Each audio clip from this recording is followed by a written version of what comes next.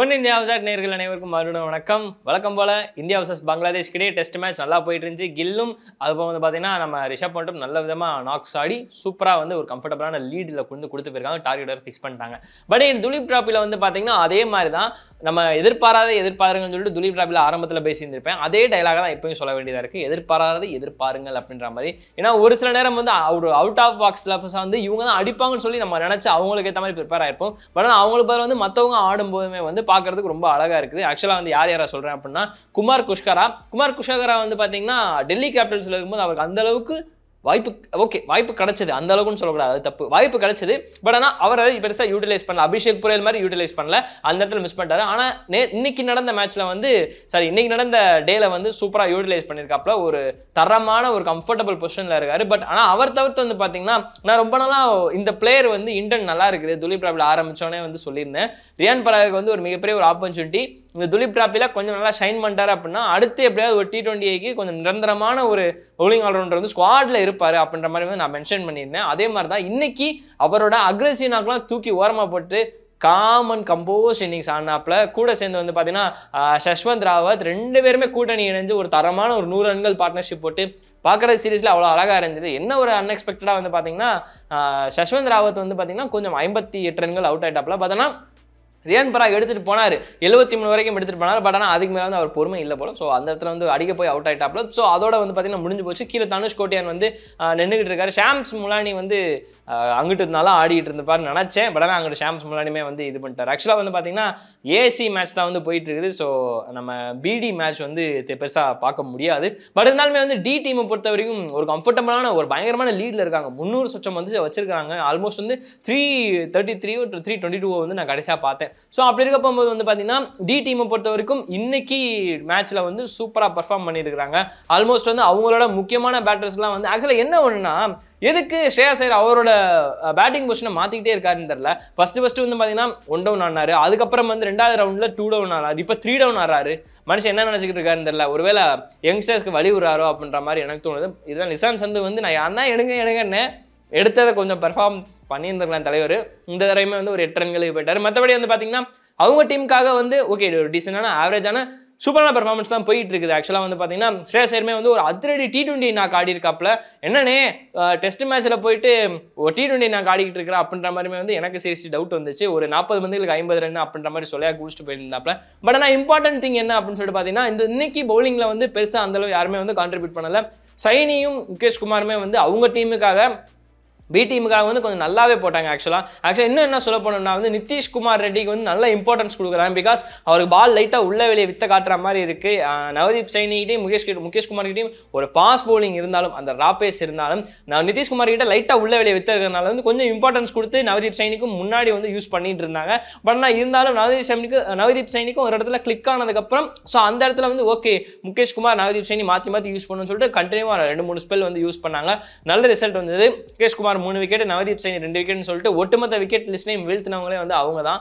என்ன தேவதத் படிக்கல் வந்து மறுபடியும் ஒரு நல்ல நாக் ஆடி இருப்பாருன்னு நினைச்சா 9 ரன்களை போயிட்டாப்ல. மற்றபடியும் பார்த்தீங்கன்னா இன்னொரு பிளேயர் வந்து முக்கியமாக பேசியே ஆகணும், ரிக்கி பூயி.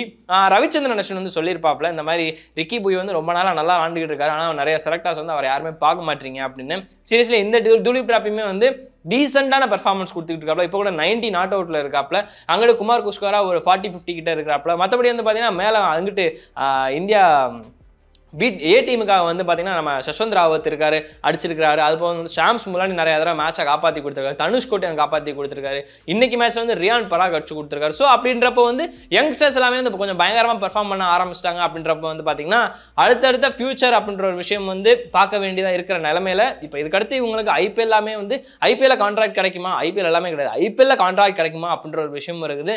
பார்ப்போம். எனக்கு தெரிஞ்சு தனுஷ் கோட்டியான் நல்ல ரேட்டுக்கு போகிறதுக்கு மிகப்பெரிய ஒரு சான்ஸ் இருக்குது. ரியான் பராக் விட மாட்டாங்க. அப்சல்யூட்லி போன சீசன் காட்டின காட்டுக்கு வந்து ராஜஸ்தான் வந்து கண்டிப்பாக வச்சுப்பாங்க. அவங்க ரிலீஸே பண்ண மாட்டாங்க. சும்மா இருக்கும்போதே ரிலீஸ் பண்ணாமல் இருந்தவங்க இப்போ என்ன ரிலீஸாக பண்ண போகிறாங்கன்ற மாதிரி இருக்குது. மற்றபடி வந்து பார்த்தீங்கன்னா எனக்கு தெரிஞ்சு அபிஷேக் புரேல் அதுபோக வந்து பார்த்தீங்கன்னா ஷாம்ஸ் முலானி மும்பை இந்தியன்ஸ் வந்து ரீட்டன் பண்ணனாலும் திரும்பி எடுத்துக்கிறது வந்து நல்ல சாய்ஸ்ன்னு தான் எனக்கு தோணுது. ஏன்னா அந்த மாதிரி ஒரு தரமான ஒரு பெர்ஃபார்மன்ஸ் பண்ணியிருக்காப்ல. சோஃபா இந்த துலீப் டிராஃபியில் வந்து அன்ஷுல் காம்பஸ் சீரியஸ்லி நல்லா பண்ணியிருக்காப்ல. எனக்கு தெரிஞ்சு அவருக்கு ஒரு நல்ல ஒரு சான்ஸ் இருக்குதுங்க. நீங்கள் கண்டிப்பாக பார்க்கலாம். யாராக இருந்தாலும் டொமஸ்டிக்கில் வந்து அந்த மனுஷனுக்கு நல்ல ரெக்கார்ட் தான் இருக்குது. அன்ஷுல் காம்பஸ் இன்னும் கொஞ்சம் வயசு இருக்குது, ரொம்பலாம் கிடையாது. அதுக்கு சோஃபா ஒரு குட் ஏஜ் தான், அதுக்குன்னு வந்து ரொம்ப வயசாயிடுச்சு அப்படின்னா சொல்லிட்டு யாருமே சொல்லிட வேணாம். மற்றபடி வந்து பார்த்தீங்கன்னா ஒரு டீசெண்டான ஒரு நல்ல சூப்பரான ஸ்டாண்டர்ட் குவாலிட்டி உள்ள பிளேயர் தான். என்ன இந்த சீரிஸ் வந்து இன்னும் பயங்கர ஷைன் பண்ணிட்டு இருக்காப்ல அப்படின்னு தான் சொல்லணும். கௌரவ் யாதவ் அவரோட பெர்ஃபார்மன்ஸ் அப்படின்றது வந்து இந்த ஒரு மேட்ச் தான் கிடச்சிருக்குது. ஸோ அவருமே வந்து 2 விக்கெட் தட்டியிருக்காப்ல. மற்றபடி வந்து பார்த்தீங்கன்னா யார் நம்ம ராகுல் சவர்மே வந்து இங்கிட்டு வந்து இதுக்கப்புறம் அவர் டி டீமுக்காக பவுலிங் போட போது எப்படி இது பண்ண போறாரு, வேரி பண்ண போறான்றதான் தெரியணும். ஏன்னா வந்து இங்கிட்டு சௌரப் குமார் வந்து 5 விக்கெட் எடுத்தாரு அப்படின்னா அதுக்கு முந்தின மேட்ச் வந்து ராகுல் சகர் 4 விக்கெட் எடுத்து கொடுத்தாப்ல.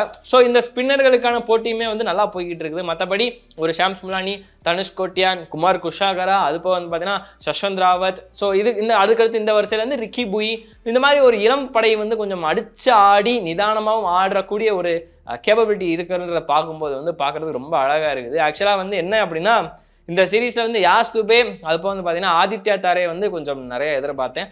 ஆதித்யா தாரே வந்து வழக்கம் போல் வந்து சொதப்பிட்டாப்ல. யாஸ் துபேயும் அதே தான். ஏன்னா ஸ்டார்டிங் முதல் 2 மேட்சுமே நல்லா வாய்ப்பு கொடுத்தாங்க, பட் கவுத்துட்டாப்ல. தேவதத் படிக்கலுமே அதே தான். ஏன்னா ஒரு 92 அடிச்சாப்ல, அதுக்கப்புறம் ஒரு 50 அடிச்சாப்ல. முக்கியமாக வந்து சஞ்சு சேட்டனுமே வந்து இப்போ 50 ரன்கள் தாண்டி இருக்காப்ல. இந்த டோர்னமெண்ட்டில் வந்து ஒரு 100, அப்புறம் அதுக்கு முந்தின இன்னிங்ஸ் வந்து அதாவது ரவுண்டு 3க்கு முந்தின இன்னிங்ஸ், ரவுண்டு 2 செகண்ட் இன்னிங்ஸில் வந்து ஒரு 40 ரன்கள் அடிச்சார். அப்புறம் ரவுண்டு 3ல செகண்ட் இன்னிங்ஸில் வந்து ஒரு 50 ரன்கள் அடிச்சிருக்காப்ல. அப்படின்றப்போ வந்து அவருமே ஓரளவு கன்சிஸ்டன்சி கொண்டு வராரு. அப்படின்றப்போ ஓகே, டி டீம் வந்து அப்போ இருந்த நிலைமைக்கு இப்போ இந்த பேட்டிங் வந்து நல்லா இருக்குது. இந்த பேட்டிங் தான் தேவை டி டீமுக்கு. ஏன்னா வந்து டாப்பில் வந்து ஸ்ரீகார் பரத், தேவதத் படிக்கல், ஸ்ரேயஸ் ஐயர் மறுச்சு அங்கே அடிச்சாங்கன்னா அது கீழே வந்து மறுபடியும் 2-3 பேட்டர்கள் அடிச்சாங்க ஃபர்ஸ்ட் இன்னிங்ஸில். பட் இந்த வந்து டாப் ஆர்டர் உழப்பினதுக்கப்புறம் ஸ்ரேயஸ் ஐயர் அடிச்சிருக்காரு. அதுக்கப்புறம் பார்த்தீங்கன்னா ஒரு சஞ்சு சேட்டன் அங்கிட்டு அடிச்சிருக்காப்ல அப்படின்றது பார்க்கறதுக்கு நல்லா இருக்கு. அங்கிட்டு வந்து பார்த்தீங்கன்னா ரிக்கி புய் அடிச்சிருக்கிறாரு அப்படின்றதுமே வந்து பார்க்க அழகா இருக்குது. சீரியஸ்லி என்ன பி டீமுக்கு வந்து அபிமன்யு ஈஸ்வரன் மட்டுமே ஒரு ஆளாக தனித்தனி அடிச்சுக்கிட்டு இருக்காப்ல. மற்றபடி கீழே வந்து வாஷிங்டன் சுந்தர் ஒரு 89 ரன்கள் அடிச்சிருந்தாப்ல. சீரியஸ்லி அதுவுமே ஒரு குட் நாக். அந்த ஏன்னா நேற்று வந்து பார்த்தீங்கன்னா ஒரு 39, 38 வந்து நான் நேத்தா முடிச்சிருந்தேன். லாங் இன்னிங்ஸ் ஆட போறாரா அப்படின்ற மாதிரி நினச்ச மாதிரி லாங் இன்னிங்ஸ் ஆட்டாப்ல. ஒரு 89 ரன்களை வந்து அவுட் ஆகிட்டு போயிட்டாரு. என்ன கொஞ்சம் நின்று ஒரு இன்ஜுரியை போட்டிருந்தா இன்னும் கொஞ்சம் நல்லா இருந்திருக்கும். பார்க்குறதுக்கு ஒரு பக்காவான ஒரு ஆல்ரவுண்டர் பேக்கேஜாக வந்து அவர் இன்னும் இருக்காரு அப்படின்ற மாதிரி ஒரு போர்ட்ரேட் பண்ண வச்சுருந்துருக்கலாம். பட் அந்த இடத்துல வந்து மேபி கொஞ்சம் என்ன தெரில, அது அந்த இடத்துல அவுட் ஆகிட்டாப்ல மனுஷன். ஸோ கொஞ்சம் அந்த இடத்துல எண்டில் வந்து கொஞ்சம் தடுமாறினாப்ல, அவ்வளோதான். மற்றபடி வந்து வேறு ஒன்றுமே கிடையாது. சோஃபார் எப்படி சொல்கிறது, ஒரு சில பிளேயர்கள் வந்து நல்லா தாங்க பண்ணிக்கிட்டு இருக்கிறாங்க. பட் ஆனால் ஒரு சில பிளேயர்கள் வந்து பண்ணணும், பட் ஆனால் அவங்க வந்து பண்ணலை, அவ்வளோதான் வித்தியாசம். மற்றபடி வந்து சோஃபார் சூப்பராகவே போய்கிட்டு இருக்குன்னு தான் சொல்ல வரேன். இன்னைக்கு டேவோட ரிவ்யூ தான். இன்னைக்கு டேல வந்து ஓகே பேட்டர்களுக்கு இதே மாதிரி தான் வந்துச்சு. பட் இருந்தாலுமே இங்கிட்ட வந்து பவுலர்கள் அன்சுல் காம்போஜா இருக்கட்டும், இல்லை நவதீப் சைனி, முகேஷ் குமார் ஆகட்டும், ஃபாஸ்ட் பவுலர்கள் தொடர்ந்து ஷைன் பண்ணிட்டு இருக்கிறது வந்து பார்க்க நல்லா இருக்குது. மானவ் சுதார் வந்து முக்கியமாக பேசி ஆகணும். மறுபடியும் வந்து மனுஷன் எப்படி சொல்கிறது, ஒரு 2 விக்கெட் எடுத்திருக்காப்ல. ஸோ அவர் ப்ரூவ் பண்ணிக்கிட்டே இருக்காரு, நான் இங்கே ஒருத்தன் இருக்கேன் அப்படின்ற மாதிரி. எதுக்குடா இவனை இவ்வளோ பந்தா பண்ணுற அப்படின்னா, ஏன்னா இந்த சீசன் சோஃபார் நல்லா விளாண்டுருக்காரு. அதுக்கு முன்னாடி மேட்ச்மே வந்து நல்லா விளாண்டுருக்காப்ல அப்படின்ற, அதுக்கு முன்னாடி சீரீஸ் சொல்கிறேன். ஸோ அது தப்பாக இது பண்ணிக்காதீங்க. ஸோ அந்த இடத்துல இருக்க போகும்போது மானவ் சுதார் வந்து கண்டிப்பாக ஒரு நல்ல பேக்கேஜ் அப்கமிங் ஃபியூச்சருக்குமே வந்து நல்லா இருப்பார். எனக்கு குஜராத் டைட்டன்ஸ் வந்து விட்டுனாலும் அடுத்து வந்து எடுக்கிறதுக்கு ஒரு நல்ல ஆப்பர்ச்சுனிட்டி இருக்குது. யார் எடுத்தாலும் ஆப்பர்ச்சுனிட்டி இருக்குப்பா, அவ்வளோதான் நான் சொல்கிறது. சரி ஓகே மக்களை, இன்னைக்கோட ரிவ்யூ அவ்வளோதான். மற்றபடி வந்து அடுத்து டே 4 எப்படி களைகட்ட போகுது அப்படின்ற விஷயத்தை வந்து நம்ம நாளைக்கு பார்த்துக்கலாம். வேற வீடியோவில் நான் உங்களை சந்திக்கிறேன். அன்டில் தென் வணக்கம்.